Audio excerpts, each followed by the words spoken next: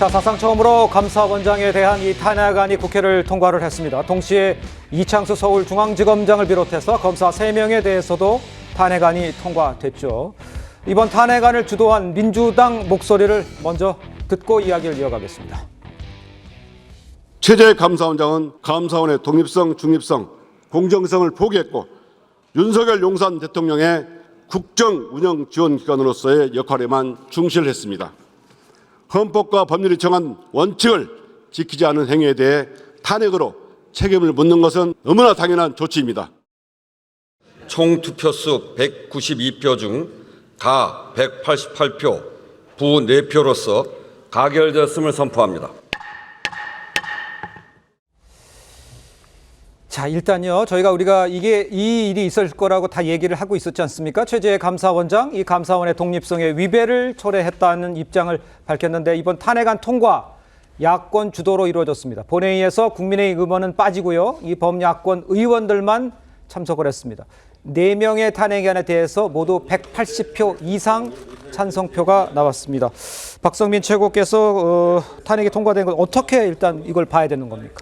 당연한 결과라고 생각을 합니다. 네. 원래는 사실 이번에 초유의 이 비상계엄 사태 이후에 네. 이런 절차들을 좀 전면적으로 보류하려는 민주당 내부에 이제 얘기가 있었거든요. 예. 실제로 그러려고 했습니다. 근데 이제 국민의힘에서 이번에 이제 당론으로 대통령 탄핵에 대해서 이제 부결하자라는 입장을 밝혔기 때문에 네. 그 기점으로 완전히 좀 어떤 이 공세의 수위라든지 방향이라든지 이런 것들이 좀 강해지게 된 거거든요. 근데 어쨌든 이 감사원장 탄핵은 사실 예견됐던 일이었던 거죠. 왜냐하면 이 윤석열 정권이 들어서고 나서 감사원이 했던 여러 가지 감사들을 살펴보면 사실 이 전 정권을 향한 어떤 표적 감사라고 볼 수 있는 것들이 너무나 많았다고 생각을 하고 예. 야당 입장에선 그 부분에 대해서 굉장히 꾸준하게 지적을 해왔습니다. 네. 특히 감사가 다 끝나지도 않은 상황 속에서 이례적으로 이제 중간 브리핑을 하면서 일종의 여론전을 한다든지 전 정권과 관련된 감사에 대해서는 뭐 자료 제출이라든지 이런 부분이 부실하다라는 이유로 뭐 수사 의뢰도 하고 굉장히 적극적으로 감사원의 인력들이 투입돼서 움직였는데 예. 대표적으로 최근에 뭐 김건희 여사 관련된 의혹으로 제기됐던 것 중에 예. 대통령실 관저 이전 이 관련 감사에서는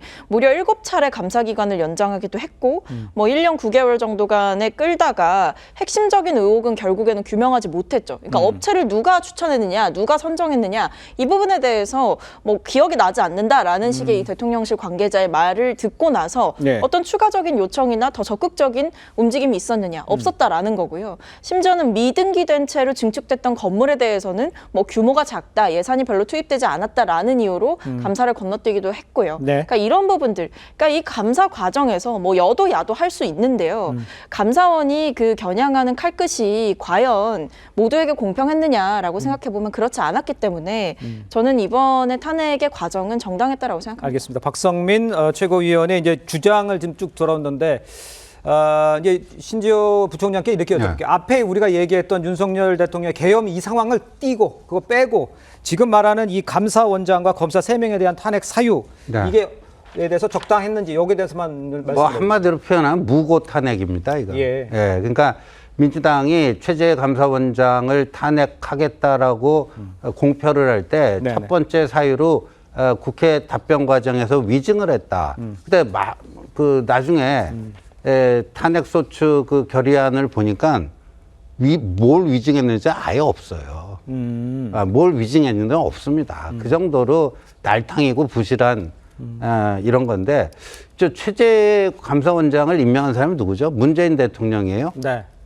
그때 문재인 대통령이 최재형 감사원장이 월성 원전 1호기 경제성 조작 그 감사를 하다가 문재인 정권하고 불편해져서 중도 하차하고 뭐 국민의힘 쪽으로 대선 출마한다 뭐 이렇게 되니까 그 후임으로 문재인 대통령이 임명한 분이 최재해 감사원장입니다. 그렇습니다. 임명장을 주면서 문재인 대통령이 이랬어요.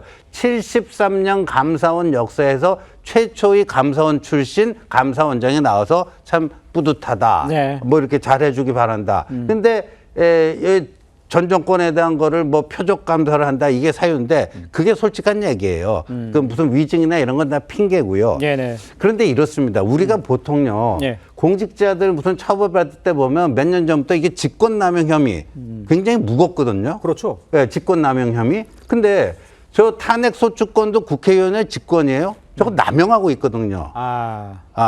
남용하고 있어요. 근데 거기에 대해서는 어떠한 모도 없습니다. 무고 탄핵이라는 말을 저희 당에서 좀 얼마 전부터 쓰고 있는데요.